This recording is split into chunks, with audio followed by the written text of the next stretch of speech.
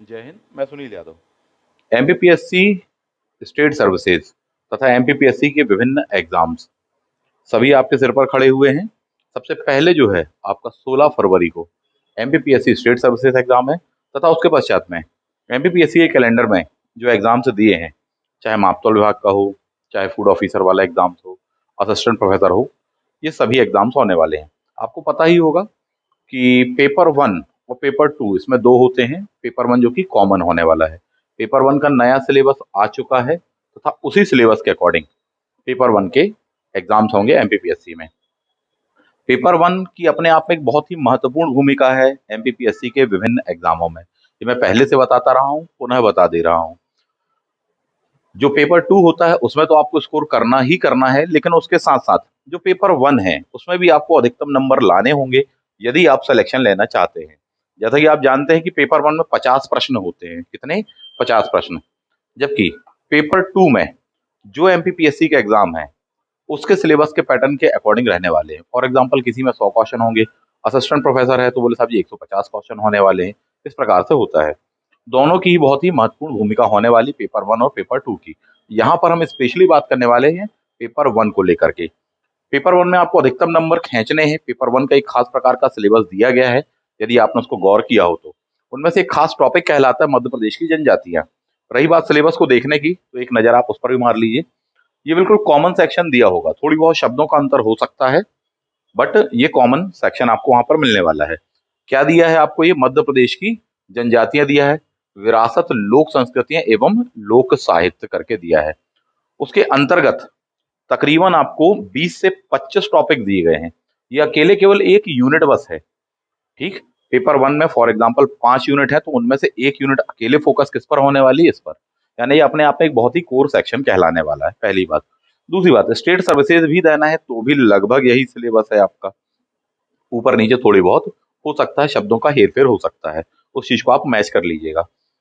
मैंने कहा कि पेपर वन की एक बहुत महत्वपूर्ण भूमिका है। 50 प्रश्न आपको आते हैं विभिन्न एग्जामों में।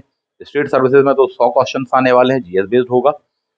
इस वाले सेक्शन से कम 10 से 12 क्वेश्चन आपके आने हैं, जिस पर हम बात करने वाले हैं इस वीडियो में। एक टॉपिक को ही बहुत ही शॉर्ट में, बहुत ही संक्षेप में हम यहाँ समझने वाले हैं साहब। ठीक है। किस प्रकार के एस्पेक्ट पर क्वेश्चन आएंगे, किस तरह से पढ़ें, ये वीडियो जो होने वाला है पेपर वन को लेकर के फोकस होने वाला है, जिसमें कि हम जनजातियों वाले सेक्शन को पढ़ेंगे। उसका भी एक बिल्कुल बिगनिंग का सेक्शन अपन देखने वाले हैं, सामान्य परिचय साहब जी। ठीक है। जो कि आपको विभिन्न एग्जामों में काम आएगा एमपीपीएससी के, जो भी पेपर वन आप देने वाले हैं। पेपर वन को लेकर के अपने यहाँ बैच स्टार्ट हो चुके हैं। साथ ही साथ एमपीपीएससी स्टेट सर्विसेज को लेकर के रिवीजन बैच स्टार्ट हो गया है, क्योंकि 16 फरवरी को आपका स्टेट सर्विसेज का एग्जाम है। पेपर वन और पेपर टू उसमें होने वाला है। दोनों के ही बैच अपने यहाँ पर रिवीजन वाले स्टार्ट हो चुके हैं, क्योंकि इतने कम समय में अगर पढ़ने वाली बात कही जाए कि हाँ पूरा पढ़ लिया जाएगा, तो वो एक बेईमानी होगी साहब जी। अब तो रिवीजन होगा, है ना। जिन्होंने पहले से थोड़ी बहुत पढ़ के रखा हुआ, पूरा का पूरा सेक्शन देख के रखा हुआ है, अब उसका रिवीजन करना चाहते हो तो उसके लिए बैच स्टार्ट है। फास्ट फॉरवर्ड वे में पढ़ा रहे हैं। पूरा का पूरा सिलेबस तो कवर कर पाना बहुत मुश्किल होगा क्लास में, लेकिन जो उसके सबसे खास सेक्शन, कोर सेक्शन है, जो कि एग्जाम की दृष्टि से बहुत महत्वपूर्ण है, उनको लेकर के अपन तैयार करेंगे। स्टेट सर्विसेज में 10 यूनिट है। 10 में से मान के चलिए कि 6, 7, 8 जितनी भी यूनिट हो सकेंगी वो क्लास में आपको करवाई जाएंगी। That is a revision batch. तो उसको एक रिवीजन फॉर्मेट में बताया जाएगा। कम से कम समय में अपन को उसको तैयार करना है। मान के चलिए नेक्स्ट 30 डेज, अगले 30 दिनों में अपन उसको तैयार कर लेंगे। यदि संभव हो सका तो 10 की 10 यूनिट अपन पढ़ लेने वाले हैं। तो ये बैच स्टार्ट हो चुका है। पेपर वन के लिए ज्वाइन करना हो, चाहे सी सेट वाला पेपर टू के लिए ज्वाइन करना हो, बिल्कुल संपर्क कर लीजिए। बहुत अच्छा बैच है अपने पास में। पेपर टू सी सेट तो पूरा का पूरा रिकॉर्डेड है साहब जी। पेपर वन भी रिकॉर्डेड है। उसके साथ साथ जो लाइव क्रैश कोर्स की क्लासेस चल रही हैं, उस बारे में आपको बता दें कि आप उसके लिए भी ज्वाइन कर सकते हैं।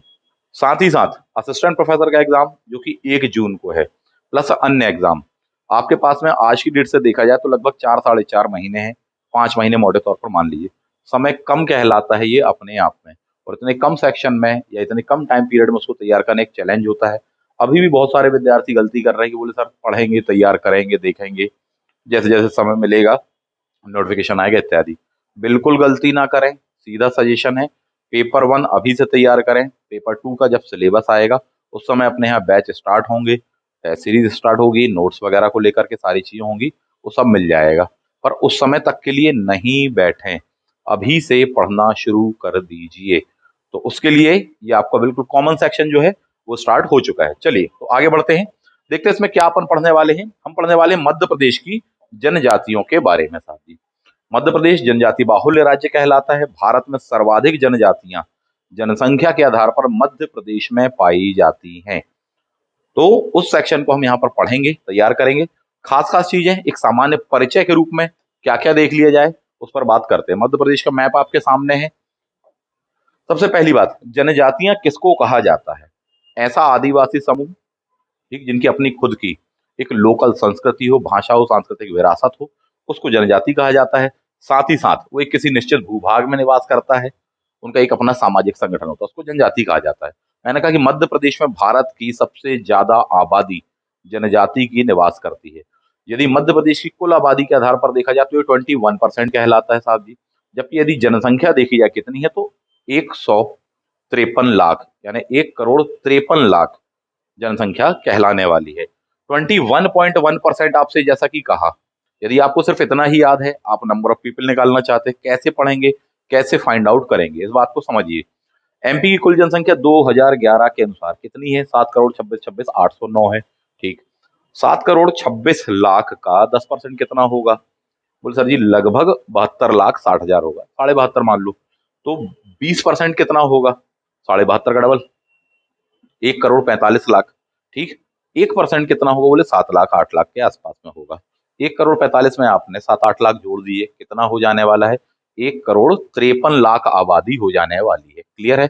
इसका मतलब क्या था? यदि आपको ये परसेंटेज याद हो, मध्य प्रदेश की कुल जनसंख्या याद हो, तो आप बहुत सारे फिगर्स निकाल सकते हैं। और ये दो डेटा आपको याद होने ही चाहिए।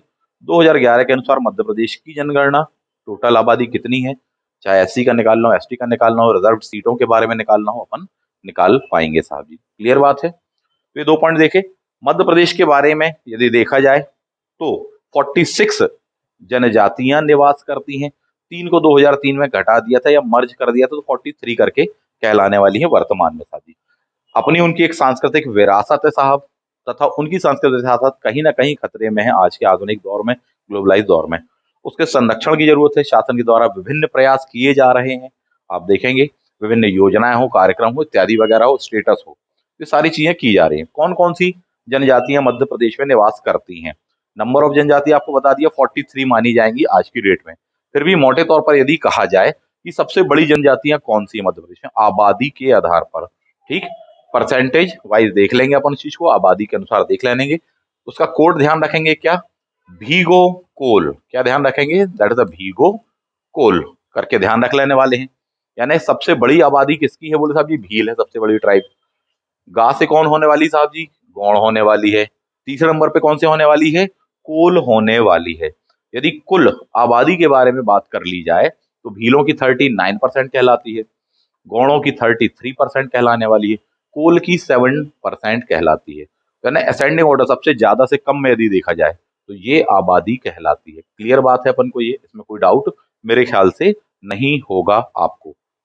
तो यदि पूछ लिया जाए कि मध्य प्रदेश में सबसे ज्यादा कौन सी जनजाति रहती है तो आप क्या बताने वाले हैं? दैट इज अ भीगो कोल, जो कि आपका कोड होने वाला है साहब। क्लियर बात है?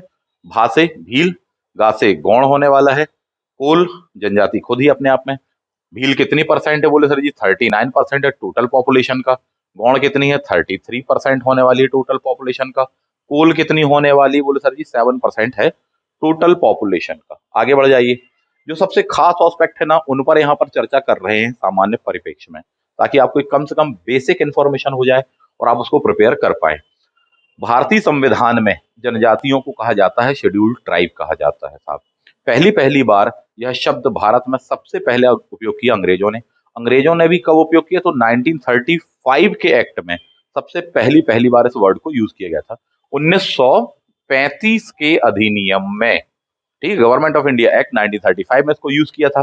बाद में यही वर्ड कैरी फॉरवर्ड होने वाला है, जो कि भारतीय संविधान में आने वाला है।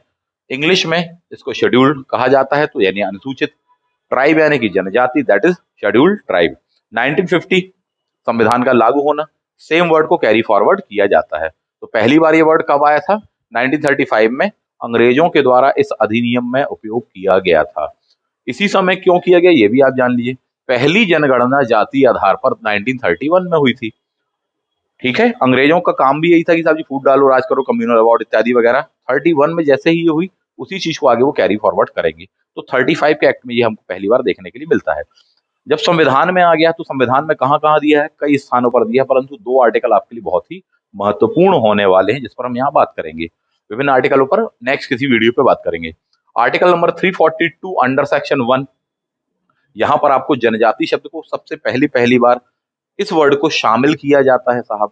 ठीक, इसमें यह भी प्रावधान बताए जाते हैं कि राष्ट्रपति महोदय के हाथ में शक्ति है, जिस भी ट्राइब को चाहे इसमें शामिल कर दे, जिसको वो चाहे निकाल दे। भारतीय संसद ऐसा करती है, संसद के पश्चात में राष्ट्रपति महोदय अपनी लिखित अनुमति यानी सिग्नेचर के द्वारा अनुमति देते हैं, तो शामिल कर लिया जाता, हटा दिया जाता है साथी। ठीक है, 366 में आपको पूरी पूरी लिस्ट वहां पर मिल जाने वाली है, साथ ही साथ उसके गठन संबंधी प्रावधान मिलने वाला है। तो ये दो अनुच्छेद सबसे खास कहलाते हैं, और भी कई आर्टिकल है, बात करेंगे हम उन चीजों पर साहब। 1950 में जब संविधान लागू हुआ तब कितनी ट्राइब थी जिनको आइडेंटिफाई किया गया? 212 ट्राइब की। आज ज्यादा है, आज कितनी है? ज्यादा है, 424 है। मामले को समझ लीजिए। 1960 में एक बहुत ही फेमस कमेटी बनती, दैट इज चंदा कमेटी, चंदा समिति। उन्होंने किसी भी ट्राइब को पहचानने के लिए 5 मानदंड बताए हुए थे। बहुत ही खास कहलाता है अपने आप में। पहली बात तो ट्राइब के लिए जो कमेटियां बनी उनका नाम ध्यान रखना। 1960 की चंदा समिति ध्यान रखना। ढेबर कमेटी के बारे में या ढेबर कमीशन के बारे में ध्यान रखना, 1973 वाला। भूरिया कमेटी ध्यान रखना है, 1995-96 वाली, काम आएगी आपको। ठीक है, तो 3 नाम अभी तक बता दिए। पहला चंदा कमेटी, दूसरा ढेबर कमेटी या ढेबर आयोग, तीसरा भूरिया आयोग करके आपको बताया। अभी चंदा कमेटी पर बात करते हैं। 5 उन्होंने मानक स्टैंडर्ड सुनिश्चित किए थे किसी को भी जनजाति के अंतर्गत शामिल करने के लिए। कौन कौन से? भौगोलिक अंकीकरण, स्पेशल संस्कृति उनकी, आदिम जाति के लक्षण होने चाहिए, पिछड़ापन होना चाहिए, सामाजिक, शैक्षणिक, आर्थिक इत्यादि, संकुची स्वभाव, ये वाली बात करके कही गई साथी। ठीक है, इस आधार पर जब आइडेंटिफाई किया गया तो टोटल 461 के बारे में उन्होंने रिकमेंड किया था। भारत सरकार या संसद के द्वारा 424 को ये दिया होगा। अभी तक इतने का दर्जा दिया गया है। किसके हाथ में है यह शक्ति? राष्ट्रपति महोदय, संसद सहित हाथ में ये शक्ति होती है। कभी को पूछ देगा क्वेश्चन की कौन सी कमेटी, तो क्या बताएंगे? चंदा कमेटी। इस बारे में ध्यान रखना। आगे बढ़ जाते हैं। मध्य प्रदेश की जनजातियां या जनजातियों को विभिन्न नाम जो दिए गए हैं उन पर भी बात कर लेते हैं। आदिवासी, ये नाम किसके द्वारा दिया गया? तो सबसे फेमस नाम कहलाता है ठक्कर बापा। पूछ दिया जाएगा साहब जी ठक्कर बापा का पूरा नाम क्या है? अमृतलाल विठलदास ठक्कर बापा जी कहा जाता है साहब। ठीक है, आदिवासियों के पितृ पुरुष कहलाते, उनके लिए बहुत काम आपने किया हुआ है, एक अपने आप में महत्वपूर्ण पहलू हो जाता है। उनके द्वारा आदिवासियों के लिए बहुत ही फेमस किताब लिखी गई थी 1950 में, ट्राइब्स ऑफ इंडिया। बिल्कुल नहीं भूलना उनकी पुस्तक का नाम। क्या नाम था? Tribes of India. उन्होंने ही क्या नाम दिया है आपको? दैट इज आदिवासी साहब। ये भी ठक्कर बापा या ठक्कर बापा के नाम से उनको जानते हैं। दूसरा, हर्बर्ट रिजले का नाम दिया होगा, वेरियर एल्विन जी का नाम। इन सभी ने क्या कहा है? काका कालेलकर जी ने आदिवासी वर्ड यूज किया है। वहीं हम बात करें तो गांधी जी ने क्या वर्ड यूज किया? तो गांधी जी ने गिरी यानी कि पहाड़ों में रहने वाले, वनों में रहने वाले जो जन है वह वर्ड यूज किया, that is the Girijan word by Mahatma Gandhi. जबकि भारतीय संविधान में क्या वर्ड यूज किया है? एसटी, शेड्यूल्ड ट्राइब, अनुसूचित जनजाति वर्ड यूज किया गया है। ये बनना चाहिए अपन को। क्लियर बात है। और भी कई लोगों के द्वारा जो वर्ड यूज किए गए हैं वो बताया है। अंग्रेजों ने क्या वर्ड यूज किया था? दलित वर्ग। 1931 जनजाति जनगणना। क्लियर? या जाति जनगणना। नेक्स्ट जाते हैं। मध्य प्रदेश की जनजातियां कितनी मानी जाती हैं? 46 थी, 2003 में मर्ज कर दी गई हैं। तो इस प्रकार से कितनी कहलाने वाली? 43 वर्तमान में कहलाने वाली। इनमें भी 3 अति पिछड़ी कहलाती हैं जिनके संरक्षण के लिए शासन के द्वारा काम किए जा रहे हैं। कौन सी अति पिछड़ी कहलाती? 3। तो ध्यान रखेंगे, दैट इज अ भावेश। क्या नाम ध्यान रखेंगे? भावेश। भा से भारिया कहलाने वाली है, बा से बैगा कहने वाली है, सा से सहरिया कहलाने वाली है। ठीक है, भारिया, पातालकोट के भारिया, आदिवासियों के भी आदिवासी जिनको कहा जाता उपनाम है। दूसरी कहलाने वाली है बैगा, मंडला डिंडौर इत्यादि क्षेत्र में। तीसरी है सहरिया जो कि रहती है श्योपुर तथा उसके आसपास के जिलों में। मैप को देखिए, उससे बनाइएगा साहब। ठीक है, नेक्स्ट। भीलों के बारे में जैसा कि आपको बताया कितने परसेंट है टोटल एसटी पॉपुलेशन में, 39। गौड़ों के बारे में देखें तो 33 होने वाला है। तीसरे नंबर पे कौन सा आने वाला है, 7%, दैट इज कोल। जबकि चौथे नंबर पर आने वाला है आपका कोरकू, 4% या 5% मोटे तौर पर आप इनको मान सकते हैं। ये बेसिक पॉइंट है, थोड़ी से देख लेंगे। आगे बढ़ जाते हैं। मध्य प्रदेश में किन जिलों में सबसे ज्यादा जनजातियां रहती हैं? प्रतिशत के अनुसार देखें तो बात अलग होगी, नंबर ऑफ पीपल के आधार पर देखें तो बात अलग होगी साहब। देखते हैं, एक नजर मार लेते हैं। सबसे पहले यदि बात करें तो ये दिया होगा, आप देखेंगे तो परसेंटेज के आधार पर, परसेंटेज के आधार पर आप यहां पर लिख देंगे, दैट इज अजीब बात है साहब। ये कैसी बात है, अजीब। जहां पर जनजातियां प्रतिशत के आधार पर सबसे ज्यादा रहती है। आज से अलीराजपुर होने वाला है 89%, झा से झाबुआ होने वाला है 87%, बकरी से होने वाला है दैट इज बड़वानी 69%। ये ध्यान रखना। इसी प्रकार से बहुत ही टेक्निकल वे में पूरा का पूरा सेक्शन क्लास में पढ़ाया जाएगा। ये तो कुछ चंद बातें बस बताई जा रही है, जिससे ना केवल आप चीजों को पढ़ पाए बल्कि आप चीजों को याद भी रख पाए, इसलिए बताया जा रहा है इन तौर तरीकों से। तो अति पिछड़ी पीवीटीजी ग्रुप्स में किनको शामिल किया जाता है, इन तीन को, जिसका कोड क्या है, दैट इज अजीब। इससे आप बना लेंगे। बात यहाँ पर यह भी निकल के आ सकती है, ये पूरा पूरा डेटा कंटेंट वगैरह कहाँ कहाँ से पढ़ें, कौन सी क्या किताब ले लें। बाजार में कई किताब उपलब्ध हैं, आप अपनी सुविधा के अनुसार ले सकते हैं किताबें, पहली बात। फिर भी यदि मेरा व्यू पूछे तो 2-3 बुक्स मैं आपको सजेस्ट करना चाहूंगा। एक बुक आप सामने ये देख पा रहे होंगे, इसको ले सकते हैं। जो पतली बुक पढ़ने की जिनकी चाहत है तो वो चाहें तो इसको देख सकते हैं। थोड़ी सा और ज्यादा पेजेस में यदि आप पढ़ना चाहें तो ये बुक आप देख सकते हैं। ठीक है, काफी अच्छा कंटेंट दिया है, ऐसा नहीं है कि मुझे कोई कमीशन वो दे रहे हैं, पहले ही जान लो। ना ही किसी प्रकार से उसको प्रमोट करने के लिए कोई आर्थिक सिद्धांत यहाँ है। अच्छा कंटेंट है इसलिए अच्छा बोला जाएगा, सिंपल सी चीज है। तो मैंने आपको ये दो बताई, इनको आप ले सकते हैं। ऐसा नहीं है कि यही अंतिम है, आपको और भी कोई उचित लगे तो आप वो भी ले सकते हैं, मैं मना नहीं करूंगा उस चीज के लिए। बट पढ़ना इस प्रकार से क्यों, क्योंकि केवल नोट्स परचेज कर लेना या केवल बुक परचेज कर लेने से सिलेक्शन नहीं हो जाता। यदि बुक्स परचेज ही करने से होता तो सबसे पहले आईएएस आईपीएस या पीएससी में अधिकारी वो लोग बनते जिनकी खुद की किताबों की दुकानें हैं। इसको आपको तपस्या करके साहब जी साधना पड़ता है साहब। किस प्रकार से उसका एक पैटर्न आप सामने देख पा रहे हैं कि साहब पेपर 1 को कैसे पढ़ेंगे, उसके भी खास सेक्शन को अपन कैसे पढ़ेंगे। क्लियर है, ताकि उसमें जो डेटा दिया कम से कम वो यहाँ रहे। तो सारी चीज महत्वपूर्ण है, मेहनत भी करना है, अच्छा कंटेंट भी चाहिए, उसके साथ जो कंटेंट पढ़ा वो दिमाग में चढ़ना भी चाहिए। उसके साथ जब वो एग्जाम में आ जाए तो अपन 4 ऑप्शन देके कम से कम पहचान पाए, या मेंस में आ जाता है या इंटरव्यू में आ जाता है तो कम से कम उस विषय वस्तु को लेकर आप एक कॉन्सेप्चुअल प्लस फैक्चुअल एस्पेक्ट पर हम चर्चा कर पाए और एक अच्छा आंसर दे पाए वहां पर। ये सारी चीजें होती हैं, वो आपको क्लास में मिल पाती हैं, केवल किताब मात्र खरीद लेने से कुछ नहीं हो जाता साहब जी। तो अच्छे से अच्छा कंटेंट लें, अच्छा कंटेंट पढ़ें, उसके साथ साथ अच्छे तरीके से पढ़ने का तरीका भी यहाँ सीखें, क्लास को ज्वाइन करें, उसमें आपको ये सारी चीजें मिलेंगी। तो यहाँ पर बिल्कुल एक शॉर्ट में संक्षेप में चीजें बता रहे हैं। खैर, तो मैंने जैसे बात कही आपसे परसेंटेज के आधार पर, तो क्या होगा, दैट इज अजीब। ये 3 जिले होने वाले हैं। वहीं बात कर लीजिए कि नंबर ऑफ पीपल के आधार पर, यानी कि जनसंख्या के आधार पर 3 जिले कौन से होंगे, तो सबसे पहले नंबर पे आता है धार। आप इतना ही ध्यान रख लो, यही सफिशिएंट है। दूसरे नंबर पे आने वाला है आपका क्या, बड़वानी आने वाला है। ध्वज बोलते हैं इसको, क्या बोलते हैं, दैट इज ध्वज। झंडा वाला होता है ना ध्वज, बस यहाँ पर ये कहा जाए दैट इज ध्वज, झा झरने वाला कहा गया है। ठीक है, धा से धार जिला नंबर 1, बा से बड़वानी जिला नंबर 2, झा झंडे से बोला जाए साहब जी तो झाबुआ जिला होने वाला है नंबर ऑफ पीपल के आधार पर। यदि कहा जाए सबसे कम कहां पर हैं जनजातियां, चाहे प्रतिशत हो चाहे नंबर ऑफ पीपल हो, तो दोनों का आंसर एक ही, दैट इज भिंड जिला। क्लियर बात है, कौन सा जिला, भिंड जिला होने वाला है, गलती नहीं करना साहब। क्लियर। कुछ चीजें करंट अफेयर्स के कारण चर्चा में जनजाति विशेष के बारे में, विशेषकर शासन के द्वारा जो दिवस घोषित किए गए हैं वो। ठीक, 3 दिवस यहाँ सबसे खास हैं जो आपको जानना, समझना, याद रखना महत्वपूर्ण है। सबसे पहला आ जाते हैं अपन, 9 अगस्त पर आ जाइए। 9 अगस्त कहलाता विश्व आदिवासी दिवस। ये किसके द्वारा है, विश्व वाला, इसका मतलब है कि दैट इज यूएन के द्वारा होने वाला है साहब जी।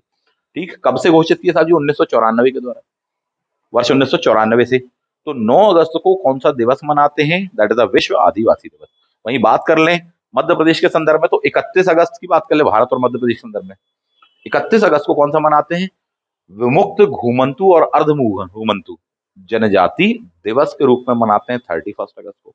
वहीं 15 नवंबर को मनाया जाता है जनजातियों का गौरव दिवस, यानी कि जनजातीय गौरव दिवस के रूप में मनाया जाता है। दैट 15 नवंबर 2021 से मना रहे हैं, पूरे देश भर में मनाया जा रहा है। मध्य प्रदेश से घोषणा की गई थी। ठीक है, तो ये चर्चा का विषय है साहब, आपको ध्यान रखना पड़ेगा। किसकी स्मृति मना रहे हैं? बिरसा मुंडा जी की स्मृति मना रहे हैं। अंग्रेजों के विरुद्ध बहुत ही जबरदस्त विद्रोह किया था उन्होंने 1899 1900 के आसपास में, आप पढ़ते हैं। बिरसा मुंडा, मुंडा विद्रोह, मुंडी बोला जाए साहब जी तो मुंडी कैसे होती है? ऐसी गोल गोल होती है, क्लियर बात है। तो मुंडी कहा जाए तो होती साहब जी कैसी? ऐसी गोल गोल होने वाली साहब जी, ऐसे ही है ना। तो यही गोल गोल से बन जाएगा क्या? 1900। कभी को आपसे पूछे कि मुंडा विद्रोह कब हुआ तो क्या बताओगे? 1900 बताओगे आप। 1899 एक्चुअली वो, बट मोटे तौर पर आप याद रख पाएंगे। तो 1900 बिरसा मुंडा, उनकी एक बहुत ही फेमस वर्ड या बहुत ही फेमस उपाधि उनसे जुड़ी हुई है जो हमको बननी चाहिए, उल गुलान। महान नेता, महान क्रांति, महान विद्रोह, बहुत सारे शब्दों के लिए एक खास वर्ड यूज किया जाता है, उल गुलान। पूछा जाएगा किससे जुड़ा है, तो भगवान बिरसा मुंडा जी से जुड़ा हुआ है, बनना चाहिए। उनकी स्मृति में ही 15 नवंबर जनजाति गौरव दिवस। क्लियर, तो ये 3 दिवस हो गए, 9 अगस्त, 31 अगस्त, 15 नवंबर। नहीं भूलना है, इनमें से कोई एक आ जाएगा, कभी भी आपके सामने टकरा जाएंगे। आगे बढ़ जाते हैं। जनजातियों से संबंधित बहुत सारी किताबें भी लिखी गई हैं, लंबी लिस्ट मिल जाएगी आपको। ठीक है, सबसे पहली जो बुक कहलाती वो ये है, रशेल एंड हीरालाल जी की, 1935 के आसपास में लिखी गई थी साहब। बुक का नाम क्या है? Tribes and caste of central province, central province of Berar, Madhya Pradesh आज का, उसके बारे में। किसने लिखी है? रसेल जी और हीरालाल जी ने लिखी हुई है, बहुत ही फेमस बुक है, ये नहीं भूलना। दूसरी जो बुक आपको अति महत्वपूर्ण बताते हैं, वो कहलाने वाली है टीवी नायक जी की बुक है। ठीक, टीवी पर अपन नायक को देखते, नायिका को देखते, विलेन को देखते, कई बार आइडेंटिफाई भी नहीं कर पाते, कई बार बूझ नहीं पाते हैं। अबूझ माड़िया बुक किसने लिखी होगी? बोले साहब जी नायक, टीवी पर देखा जो। इसके साथ साथ कौन सी लिखी हुई है बुक उन्होंने? 12 भाई बिंझावर लिखी हुई है, साथ ही भील से स्टडी भी बुक आपकी है, that is TV Nayak.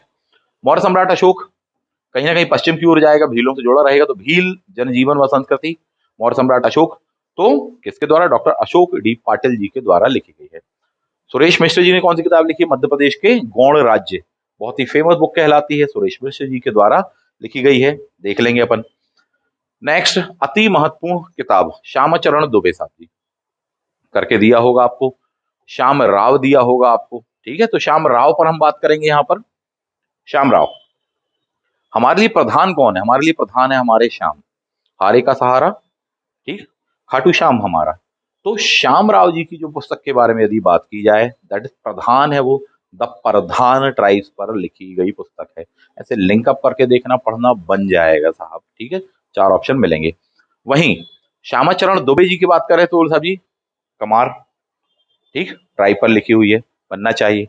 Next, Thakkar बापा जी की बहुत ही फेमस बुक जो मैं पहले ही बता चुका हूँ, 1950, ट्राइब्स ऑफ इंडिया आपके द्वारा लिखी गई। मामला क्लियर है, ये अति महत्वपूर्ण है।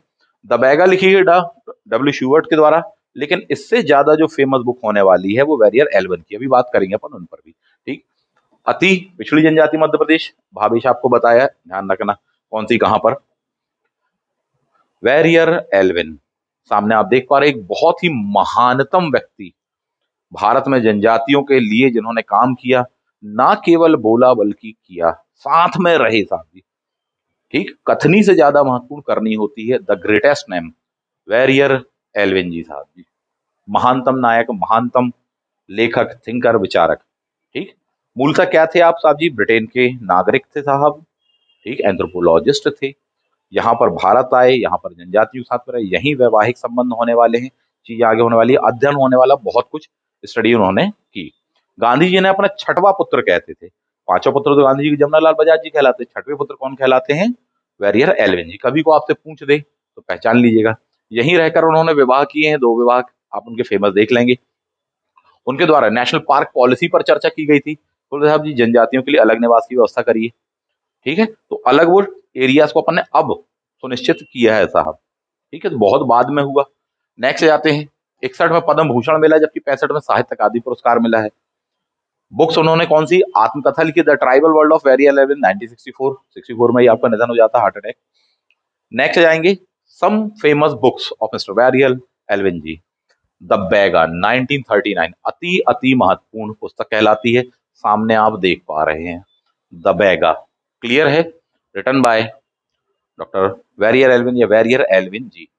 दूसरी जो सबसे फेमस पुस्तक उनकी कहलाने वाली 1947 जब भारत आजाद हुआ था, मुड़िया एंड देयर घोटुल, 1947 अति महत्वपूर्ण किताब कहलाती है। इसके अलावा गौड़ भी लिखी हुई है उन्होंने, आगरिया भी लिखी हुई है, बहुत ही फेमस पुस्तकें हैं। गौड़ गांव में जनजीवन ये लिखी हुई है। यहीं रहते थे मध्य प्रदेश में, कहां पर रहते थे तो साहब जी डिंडोरी जिला, वहीं पर रहे, वहीं पर विवाह किया आपने साहब। थोड़ी सा ये पॉइंट ध्यान रखना, आपके बारे में कुछ महत्वपूर्ण चीजें दी हुई हैं, एक नजर मार लेंगे। साथ ही साथ और करंट अफेयर में जो चर्चा में है एक नजर उस पर भी मार लीजिए साहब। सबसे पहला नाम आप जो देख पा रहे होंगे भूरी बाई जी का, ठीक, झाबुआ की है साहब जी। झाबुआ में भी पिटूला गांव करके कहलाता है। पेंटिंग के लिए आप अपनी जानी जाती हैं, विशेषकर पिथौरा पेंटिंग। कौन सी पेंटिंग? पिथौरा पेंटिंग साहब जी। जनजाति से बिलोंग करने वाली हैं, भील जनजाति, पिथौरा पेंटिंग, आपको उसके लिए अवार्ड मिला हुआ है। थोड़ी सा देख लेना, बार बार चर्चा का विषय रहा है, तो इन पर पहले भी क्वेश्चन आया है, भविष्य में भी आएगा, इनको स्टडी करिए। नेक्स्ट आते हैं मिलेट्स क्वीन। मिलेट्स क्वीन कौन है? लहरी बाई जी। मिलेट्स क्वीन लहरी बाई जी, ये चर्चा में है साहब जी। अपने बैंक के लिए या बीज बैंक के लिए आप जानी जाती हैं। इन पर क्वेश्चन पूछेगा। 2024 में गणतंत्र दिवस की परेड में आपकी झांकी को प्रस्तुत किया गया था। 2024 रिपब्लिक डे झांकी मध्य प्रदेश का प्रतिनिधित्व किया था। आपको अवार्ड्स मिल चुके हैं कई, बहुत सारी चीजें चर्चा में हैं, पूछ देगा। सिर्फ इतना सा ही क्वेश्चन होगा, लहरी भाई किस ट्राइब से संबंधित हैं, किस जिले से संबंधित हैं, किस गांव से संबंधित हैं, किस चित्रकला से संबंधित हैं, ऐसा क्वेश्चन पूछ देगा। ठीक है, भूरी बाई जी के बारे में, मैंने लहरी बाई जी बोल दिया, सॉरी, भूरी बाई जी के बारे में वहीं पूछ लिया जाएगा। साहब जी मिलेट्स क्वीन किसको कहा जाता है? मोटे अनाज के लिए किसको कहा जाता है? एक नया वर्ड दिया गया माननीय प्रधानमंत्री जी के द्वारा, श्री अन्न, ठीक, किसको उसकी रानी कहा जाता है? इस प्रकार से घुमा फिरा के क्वेश्चन पूछ देगा। श्री अन्न के बारे में जान लेना साहब, श्री अन्न में कितने अन्न को शामिल किया गया मोटे तौर पर? बोले साहब जी 8 को प्रमुख दर्जा दिया है। कौन कौन से देख लेना, ज्वार बाजरा, ठीक है, कोदो कुटकी इत्यादि वगैरह। चर्चा का विषय है, मध्य प्रदेश का प्रतिनिधित्व किया, पूरे देश में दुनिया में नाम रोशन किया आपने। ये थे कुछ महत्वपूर्ण एस्पेक्ट इस टॉपिक से संबंधित साहब जी। क्लियर बात है? और ये वीडियो बनाने का जो सार था वो यही था कि कम से कम 85% आपको स्कोर करना है साहब जी, मार्क्स, तब आपका सिलेक्शन पक्का होगा। और 85% दोनों पेपर में करना है, पेपर 1 में भी करना है और पेपर 2 में भी करना है साहब जी। जो इतना स्कोर करेगा वो डेफिनेटली सेलेक्ट होने वाला साहब। पेपर 1 में इसमें 85% कैसे सेलेक्ट करें, तो कुछ इस प्रकार से पढ़ना पड़ेगा टॉपिक को, जो अपन शॉर्ट में यहाँ पर देख रहे हैं। और सारे टॉपिक्स को अपन इस प्रकार से पढ़ेंगे जो अपने क्लास का बैच है। चाहे आप स्टेट सर्विसेज के लिए एमपीपीएससी के स्टेट सर्विसेज के लिए ज्वाइन करें, चाहे असिस्टेंट प्रोफेसर के लिए, चाहे एमपीपीएससी के या यूपीएससी के अन्य एग्जाम्स के लिए। पेपर 1 को लेकर एक सैंपल क्लास था, एक सैंपल वीडियो था आपके लिए कि हाँ किस प्रकार से पढ़ाया जाता है, किस प्रकार की क्लास होगी। एक आइडिया, एक रफ आइडिया, एक मोटे तौर पर मिल गया होगा साहब जी, है ना। संपूर्ण आइडिया तो आपको तभी मिलेगा जब आप क्लास को अटेंड करेंगे, रेगुलर रहेंगे, पढ़ेंगे, तब मिल पाएगा। तो इसलिए कहा कि ना केवल कुछ बातें बताई जाए बल्कि टॉपिक भी पढ़ा दिया जाए ताकि आपको अप्रोच क्लियर हो। इसके साथ साथ हिस्ट्री का बैच भी, ऑप्शनल हिस्ट्री सब्जेक्ट का बैच स्टार्ट हो चुका है असिस्टेंट प्रोफेसर का साहब, ठीक, तो उसको ज्वाइन कर लीजिए बिना देर करे। 4-5 महीने हैं आपके पास में। डेट वेट बढ़ने का पहले से मत सोचो, संभावना कम है, बहुत टाइम टेबल से चीजें चल रही हैं, एग्जाम हो रहे हैं, बाद में फिर कम समय बचेगा, कवर करने में दिक्कत जाएगी। क्लियर है? तो स्टार्ट हो चुके हैं बैचेज अपने पास में, ठीक है। पेपर 1 की एक सैंपल क्लास किस प्रकार से पढ़ेंगे, अति महत्वपूर्ण सेक्शन जो आपने देखा उस पर हमने बात करी। मध्य प्रदेश की जनजातियां, खास सेक्शनों पर बात करिए, कम सेक्शनों पर बात करिए, ताकि कम से कम शब्दों में ये हो पाए। पेपर 1 में 85% आपको स्कैन करना है। सिंपल सा तरीका बता रहा हूँ, क्लास ज्वाइन करिए सर। क्लास में आपको सब कुछ मिलेगा, सारी चीजें पढ़ाई जाएंगी, बताई जाएंगी, और आप सीख पाओगे और डेफिनेटली पेपर बनाओगे। क्लियर है? मिलते हैं आप सभी लोगों से नेक्स्ट वीडियो में। थैंक यू, जय हिंद।